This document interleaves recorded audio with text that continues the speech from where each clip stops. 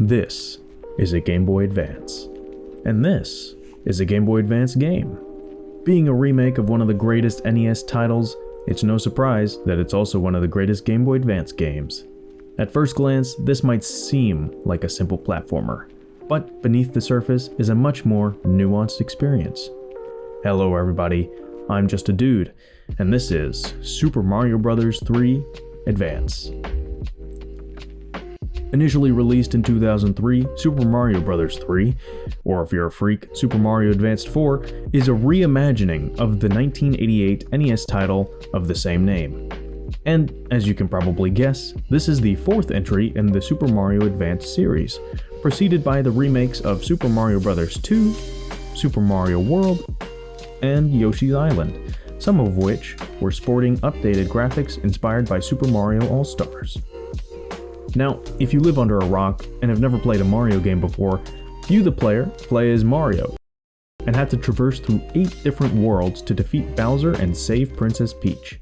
However, unlike other Mario games, along your travels you'll encounter various kings who have been transformed by Bowser's magic, and it's your job to defeat his Koopalings and revert the kings to their former glory.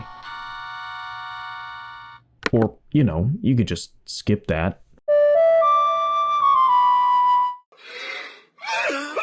When it comes to this game in particular, there's a lot of content to explore, and even though it might not have as much extra stuff as a modern game, what it does have is enjoyable nonetheless.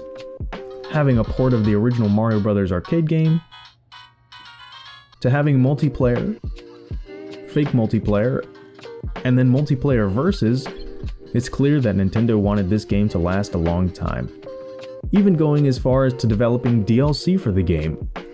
DLC, I hear you asking. How did they do that? Well, back in ye olden days, when handhelds weren't able to connect to the internet, Nintendo made a little device called the e-reader. By swiping the correct card into the e-reader, you could unlock extra content in a supported game. All you needed was the e-reader, Game Boy Advance, link cable, another Game Boy Advance supported game, and an e-reader card. And only then could you enjoy the game to its fullest extent. As you could probably imagine, this whole setup wasn't too popular in the United States. So outside of a couple titles, there wasn't a whole lot of support for this thing. But what it does have is pretty cool. For starters, in Mario Bros. 3, certain cards could get you extra bonus levels to play.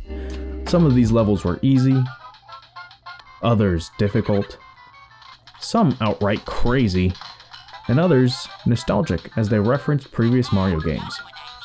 But if that's not interesting enough for you, then check out these cards here.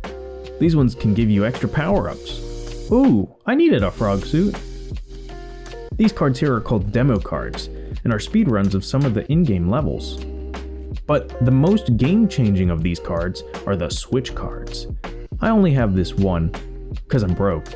But basically, they function as different game modes.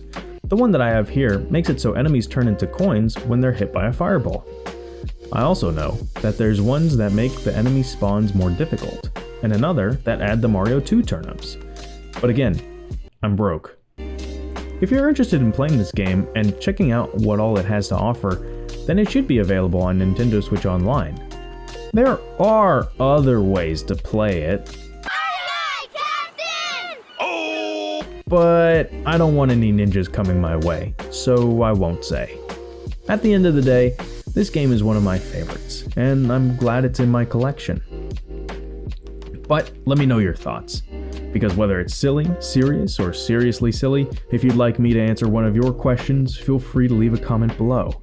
And with that said, thanks for watching.